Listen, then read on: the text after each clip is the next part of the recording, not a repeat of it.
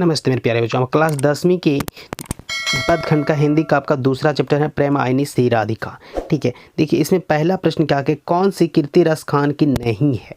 ठीक है, तो कौन सी कीर्ति रस खान की नहीं है, वो हो जाएगा आपका प्रेम फुलवारी, यानी एक का आपका ए नंबर हो जाएगा प्रेम फुलवारी। ठीक है, उसके बाद आपका देखिए दूसरा नंबर प्रश्न आता है, किसने कहा था कि इन मुसलमान हरिजनन पे कोटि हिंदू वारिये। ठीक है, तो इसने किसने कहा था, ये कहा था आपका भारत तेंदु हरिश्चंद्र ने। 2 का बी नंबर भारत तेंदु हरिश्चंद्र ने। चलिए उसके बाद आपका तीसरा नंबर प्रश्न आता है, मनमानिक में कौन सा अलंकार है। ठीक है, मनमानिक में कौन सा अलंकार है, तो इसमें आपका रूपक है। 3 का आपका सी नंबर हो जाएगा रूपक। चलिए उसके बाद चौथा नंबर आपका प्रश्न आता है, रसखान को किसने दीक्षा दी। ठीक है, रसखान को किसने दीक्षा दी, गोस्वामी विठल नाथ ने। 4 का सी नंबर हो जाएगा। उसके बाद आपका पांचवा नंबर प्रश्न आता है, रसखान किस काल के कवि हैं। ठीक है, तो रसखान भक्ति काल के कवि हैं। 5 का आपका डी नंबर हो जाएगा भक्ति काल। चलिए उसके बाद आपका छठा नंबर प्रश्न आता है, रसखान का जन्म कहिया कब हुआ था। तो रसखान का जन्म हुआ था 1533 ईस्वी में। 6 का आपका बी नंबर हो जाएगा।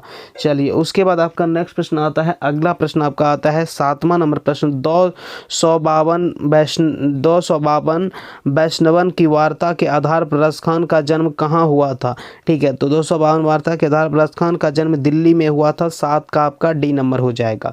चलिए उसके बाद आपका नेक्स्ट प्रश्न आता है 8वां नंबर प्रश्न, देखिए क्या कहता है, प्रेम आईनी श्री राधिका में कितने दोहे संकलित हैं।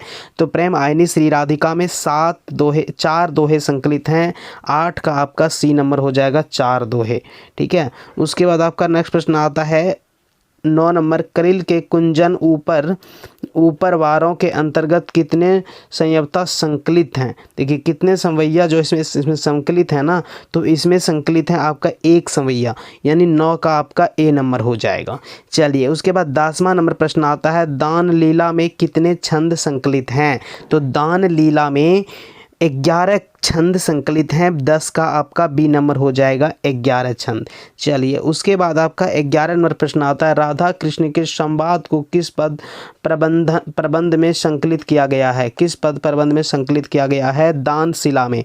11 का आपका सी नंबर हो जाएगा दानशिला। चलिए उसके बाद 12 नंबर आपका प्रश्न आता है, मालिन माली किसे कहा गया है। मालिन माली किसे कहा गया है, ये कहा गया है राधा कृष्ण मनन को। राधा कृष्ण मनन को। 12 का ए नंबर हो जाएगा राधा कृष्ण मनन। ठीक है, उसके बाद आपका नेक्स्ट प्रश्न आता है 13 नंबर, इस पाठ में चितचोर किसे कहा गया है। ठीक है, इस पाठ में चितचोर किसे कहा गया है, कृष्ण को। 13 का आपका बी नंबर हो जाएगा कृष्ण को। उसके बाद आपका 14 नंबर, देखिए प्रश्न क्या कहता है। 14 नंबर आपका प्रश्न है, रसखान हिंदी के लोकप्रिय कवि हैं। रसखान हिंदी के लोकप्रिय कवि हैं जातीय। ठीक है, 14 का आपका डी नंबर हो जाएगा जातीय। चलिए उसके बाद आपका 15 नंबर प्रश्न आता है, स्वामी विठल नाथ ने रसखान को कहाँ दीक्षा दी थी। तो स्वामी विठल नाथ ने रसखान को पुष्टि मार्ग में दीक्षा दी थी। 15 का सी नंबर पुष्टि मार्ग। ठीक है, उसके बाद आपका 16 नंबर प्रश्न आता है, रसखान ने श्री कृष्ण का लीलागन किसमें किया। श्री कृष्ण का लीलागन किया था संवैया में। ठीक है, 16 का ए नंबर हो जाएगा आपका। चलिए उसके बाद आपका 17 नंबर प्रश्न आता है, आधुनिक काल के साहित्यकार हैं। ठीक है, तो आधुनिक काल के साहित्यकार कौन है, भारत तेंदु हरिश्चंद्र। 17 का आपका डी नंबर हो जाएगा। चलिए उसके बाद आपका प्रश्न नंबर 18 आता है, प्रेम वरण का अर्थ है। ठीक है, प्रेम वरण का अर्थ है प्रेम के रंग मारा। प्रेम के रंग मारा। 18 का आपका बी नंबर हो जाएगा।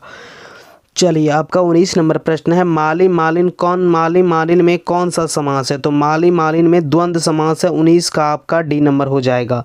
उसके बाद आपका 20वां नंबर, देखिए प्रश्न आता है, डॉक्टर विजयेंद्र के अनुसार रसखान की मृत्यु कब हुई थी। तो रसखान की मृत्यु हुई थी 1618 ईस्वी में। 20 का आपका बी नंबर हो जाएगा। चलिए उसके बाद 21 नंबर आपका प्रश्न आता है, इन मुसलमान हरिजन पे कौटिन हिंदू वरीय यह किस कवि के लिए कहा गया है। तो यह वाक्य कहा गया है रसखान के लिए। 21 का आपका डी नंबर हो जाएगा।